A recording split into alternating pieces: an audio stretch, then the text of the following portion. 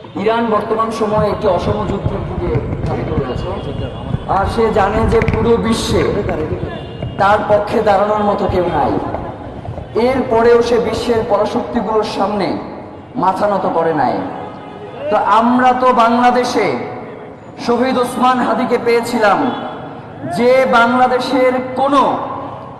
বাংলাদেশে যে সকল পরাশক্তিগুলো রয়েছে, যারা বাংলাদেশকে নিয়ন্ত্রণ করতে চায়, তাদের চোখে চোখ রেখে শহীদ ওসমান হাদি কথা বলতো, কাউকে ভয় পেত না। শহীদ ওসমান হাদি বলেছে যে জিতটাই সবসময় জীবন নয়, লড়াইটাই জীবন। ইরান আমাদেরকে সেটা প্রমাণ করে দেখিয়ে দিয়েছে যে পুরো বিশ্বে কেউ তার পক্ষে না দাঁড়াইলেও সে ইনসাফের জন্য লড়াই করে যাচ্ছে। আর একটা দৃশ্য দেখতে পাই, মধ্যপ্রাচ্যের দেশগুলো যাদের আজকের দিনে ইরানের পক্ষে দাঁড়ানোর কথা ছিল, উল্টো তারা আমেরিকান ঘাঁটি স্থাপন করে ইরানে হামলার সুযোগ করে দিচ্ছে। আমরা বলতে চাই, যেই দেশ থেকে মজলুমের দিকে মিসাইল ছোড়া হয়, সেই দেশ ধ্বংস হওয়া দরকার।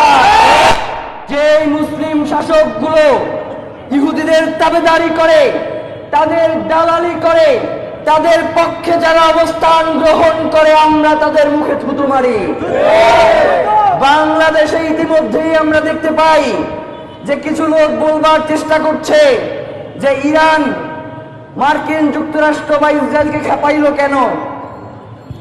ভাইয়েরা, আপনাদেরকে একটা কথা বলি, নিজের রাষ্ট্র দখল করবার অধিকার, নিজের বাড়ি দখল করবার অধিকার সব থেকে কম শক্তি সম্পন্ন একটা রাষ্ট্রের রয়েছে।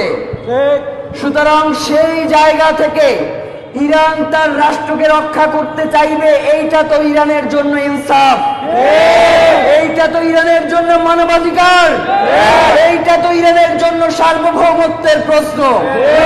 আমরা দেখি মার্কিন এই সাম্রাজ্যবাদ ইরানে ঢুকে ইরানের যিনি মিলিটারি প্রধান তাকে হত্যা করে, ইরানের সর্বোচ্চ ধর্মীয় নেতার প্রতি আক্রমণ করবার চেষ্টা করে। এরপরে ইরান কি বসে বসে আঙ্গুল চুষবে?